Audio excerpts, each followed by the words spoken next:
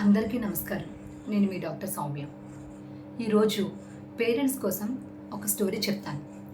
ఆ స్టోరీ పూర్తయ్యేసరికి మీకే అర్థమవుతుంది ఆ స్టోరీ దేని గురించో. అప్పుడు దానికోసం మాట్లాడుకుందాం. ఒక పెద్ద అడవి ఉంది. అడవికి రారాజు సింహం. ఒకరోజు సింహం నా రాజ్యంలో ప్రజలు ఎలా ఉన్నారో చూద్దామని చెప్పి అడవంతా తిరుగుతుంది. అలా తిరుగుతున్నప్పుడు సింహానికి దారిలో చిన్న చిన్న జంతువులన్నీ కనిపించినాయి.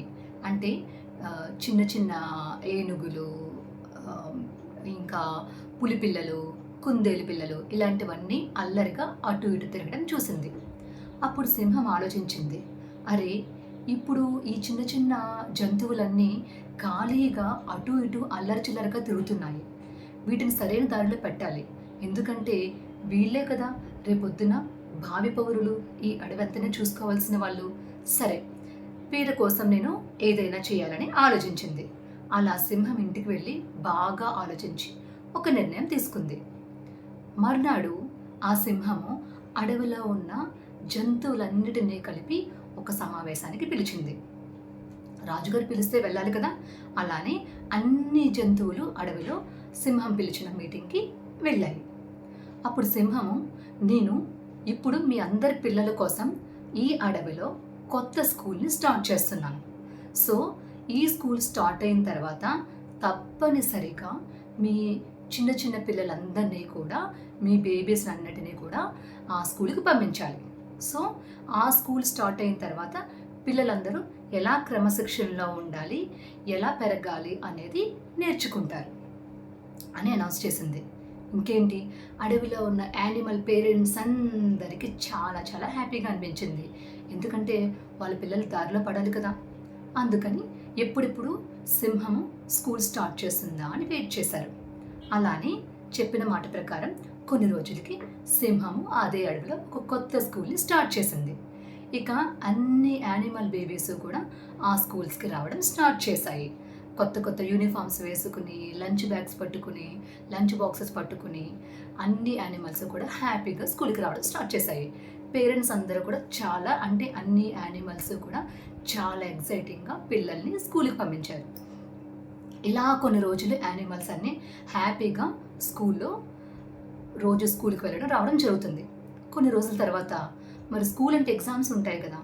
సో సింహం ఏంటంటే, ఇప్పుడు సంవత్సరం మొత్తం పూర్తయింది కనుక ఈ అన్ని జంతువులకి కూడా నేను ఎగ్జామ్స్ పెడతాను, ఎగ్జామ్స్లో పాస్ అవ్వాలని చెప్పి అనౌన్స్ చేసింది. ఇక పేరెంట్స్, యానిమల్స్ అంటే పిల్లలు అందరూ కలిసి చాలా కష్టపడి ఎగ్జామ్స్ కోసం ప్రిపేర్ అవ్వడం స్టార్ట్ చేశారు. సో ఇలా కొన్ని రోజులు గడిచిన తర్వాత ఎగ్జామ్ డేస్ రానే వచ్చిన తర్వాత ఈ యానిమల్ బేబీస్ అన్నీ కలిసి ఎగ్జామ్ రాయడానికి రెడీగా ఉన్నాయి.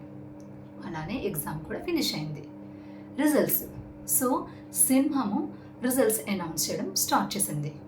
కానీ అన్ని యానిమల్స్లోని ఒకే ఒక్క యానిమల్ ఆ ఎగ్జామ్ పాస్ అయింది. అదేంటంటే చిరుతపులి పిల్ల. ఎందుకంటే ఎగ్జాము రన్నింగ్ రేస్ పైన పెట్టింది మన సింహం. సో మరి మీకు తెలుసు కదా చిరుతపులి ఎంత స్పీడ్గా పరిగెడుతుందో. అందుకని చిరుతపులి పిల్ల ఫస్ట్ ఎగ్జామ్లో వచ్చింది. ఏనుగు అంత ఫాస్ట్గా పరిగెట్టలేదు, అలానే తాబేలు పిల్ల అసలే పరిగెట్టలేదు. ఇలా చాలా యానిమల్స్ ఎగ్జామ్లో ఫెయిల్ అయిపోయాయి. సో యానిమల్స్ పేరెంట్స్ అందరూ కూడా, అయ్యో మా పిల్లలందరూ ఎగ్జామ్లో ఫెయిల్ అయిపోయారే, ఏం చేయాలి అనే ఆలోచనలో ఉన్నారు. అప్పుడు అదే అడవిలో ఒక తెలివైన నక్క అందరి పేరెంట్స్కి ఒకటి అనౌన్స్ చేసింది, నేను కోచింగ్ స్టార్ట్ చేస్తాను, మీ పిల్లలందరినీ నా దగ్గర కోచింగ్లో జాయిన్ చేయండి, పిల్లలందరికీ ఎలా స్పీడ్గా పరిగెత్తాలో నేర్పిస్తానని చెప్పింది. అది వినగానే అమ్మయ్య, మా ప్రాబ్లంకి ఒక సొల్యూషన్ దొరికిందని చెప్పి వెనక ముందు ఏమీ ఆలోచించకుండా అన్ని యానిమల్స్ తీసుకెళ్ళి వాళ్ళ బేబీస్ని అక్కడ ఆ ఫాక్స్ దగ్గర ట్యూషన్లో జాయిన్ చేశాయి. ఇక ఫాక్స్ వాళ్ళందరికీ ఎలా పరిగెత్తాలో నేర్పిస్తుంది. కొన్ని యానిమల్స్ సహజంగా వాటికుండే తత్వం వల్ల నేర్చుకోగలుగుతున్నాయి, కానీ చాలా వరకు మిగతా జంతువులన్నీ ఆ జంతువుల పిల్లలన్నీ చాలా స్ట్రగుల్ అవుతూ ఉన్నాయి. అలా చూస్తుండగానే మళ్ళీ సంవత్సరం పూర్తయిపోయింది. ఈసారి మళ్ళీ మన అడవికి రారాజు సింహము.